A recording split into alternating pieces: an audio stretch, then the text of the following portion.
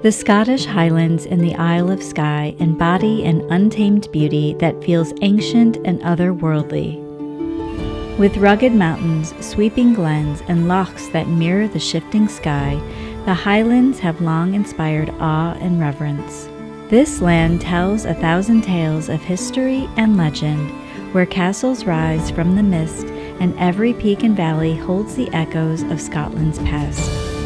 Join me as we glimpse into a wild, breathtaking landscape where the spirit of Scotland remains untouched and powerful.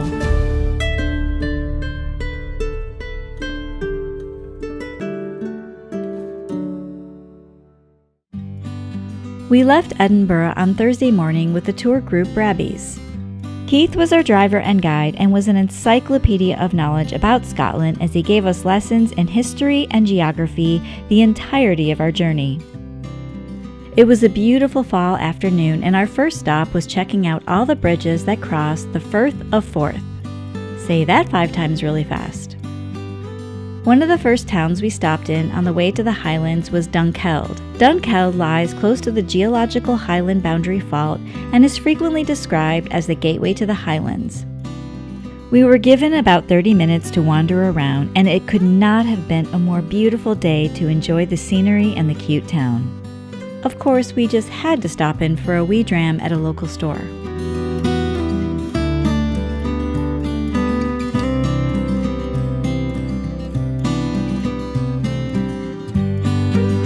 The next part of our journey took us through the Cairngorms Mountains. Cairngorm is the UK's largest national park, and the Gaelic translation, which I will not attempt to pronounce, means the Red Hills. Our next destination took us to the infamous Loch Ness, where I'm sad to report that we didn't see any Nessie sightings, although this man has been here since 1991 to search for the monster. At least he has a nice view of the lake. Although we didn't stop, we did drive into the heart of Inverness, which is the largest city in the Scottish Highlands. We continued our journey moving northwest and stopped for a quick hike down to the beautiful Rogie Falls. Rogie Falls are a series of waterfalls on the Black River. I found this place to be so peaceful and full of beautiful autumn vibes. For the rest of the journey to Ullapool, our driver gave us more Scotland lessons and played some wonderful Gaelic music to set the mood of the environment we were in, stopping briefly at scenic points to let us take in the breathtaking mountains. We finally arrived in the early evening to Ullapool, our home base for the next couple of days. Ullapool is a small port village with a population of around 1,500 people. We stayed at the Caledonian Hotel, which was built in the early 1900s and is centrally located in town. We had drinks at the Arch Inn before heading 1 block to Cayley Place for dinner, where I enjoyed haddock and chips. The next morning, we began exploring the mountains in the north of Scotland and all its majestic beauty. I don't think there is much I can add to the narrative except to say it was all incredibly breathtaking, and the changing color of the bracken gave it that extra dramatic fall touch. One stop we made that day was to Ardvreck Castle.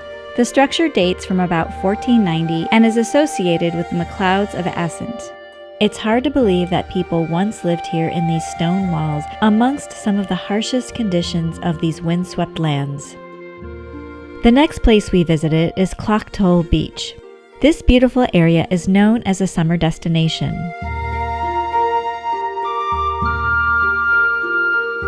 For lunch, we stopped in the pretty fishing port of Lochinver, where we ate at a cozy restaurant called Ancala Cafe. Scotland has absolutely no shortage of postcard views no matter where you go. I'm also thankful Keith was so patient with me as I asked a million questions on this tour, and he seemed to know every single answer. So what are those stone walls for? These stone walls are for enclosures for gathering together sheep. They're called fanks. Something that's interesting about the landscape was that in one area where we parked the van to take pictures, it could be incredibly serene with calm winds. Then we'd head to another side of the mountains and the wind would be gusting so hard you could barely stand. This is the moment where I almost got hit by a car, demonstrating how windy it was. You almost got hit by that mirror.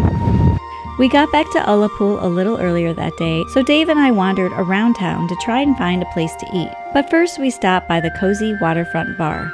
For dinner, we ended up at the Ferry Boat Inn, which we both absolutely love for its good food and warm, inviting vibes. The next day, we said goodbye to Ullapool and began our journey towards the Isle of Skye. We didn't take the direct route there because what would be the fun in that? Choosing to take it slow and stopping at amazing vistas like Loch Maree along the way. This was said to be a favorite with Queen Victoria. Moving towards Applecross, we continued to see amazing vistas and the best view of all, Highland cows. The weather vacillated between rainy and windy to sunny and calm, giving us a multitude of rainbows along our journey. For lunch, we stopped at the Applecross Inn, which is on the remote Applecross Peninsula. We found this place to be incredibly warm and lovely. Next, we began our ascent through the Applecross Pass, a single-track, extremely windy road full of amazing vistas as you climb just over 2,000 feet. I am so glad Keith is at the wheel and not me. Finally, we crossed the Skye Bridge and entered the Isle of Skye and eventually Portree, which is the largest town in the Isle of Skye. Our hotel was the Rosedale, which sat on the harbor and was steps away from the center of town. The hotel is old and funky and, unfortunately, smelled that way too, but we did have a nice view of the harbor. As you can see, the wind was calm, but Storm Ashley was on the horizon and we had no idea what to expect. Parts of Scotland are set to be hit by winds of up to 80 miles per hour tomorrow as the first named storm of the season arrives.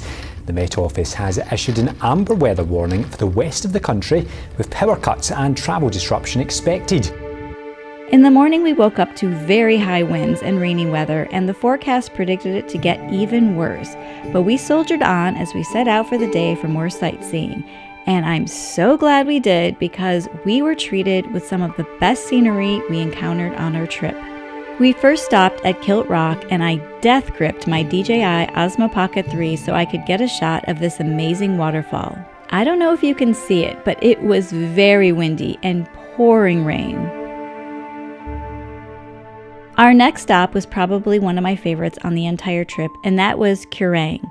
I hope I'm saying that correct, which is a 6.8 kilometer trail.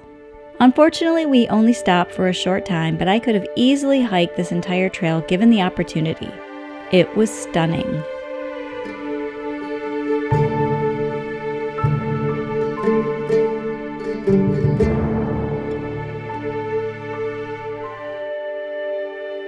Next, we went to the Ferry Glen where the weather cleared for us and we enjoyed some short hikes and again, amazing views. I felt like at any moment I might spot a hobbit.